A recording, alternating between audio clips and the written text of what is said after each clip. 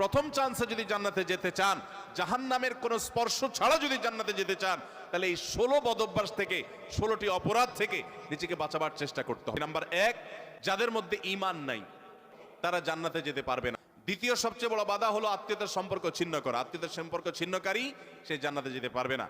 তৃতীয় বড় বাধা হলো যারা চগলখড়ি বদঅভ্যাস আছে, এই রোগটা।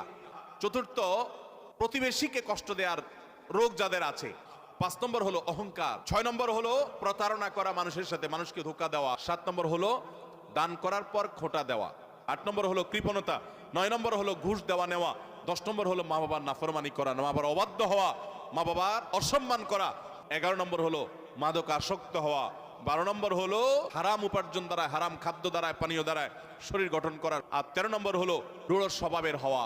14 নম্বর হলো গণক হওয়া। 15 নম্বর হলো ব্ল্যাক ম্যাজিক করা, ব্ল্যাক ম্যাজিশিয়ান। আর 16 নম্বর হলো সিল্কের পোশাক পরা।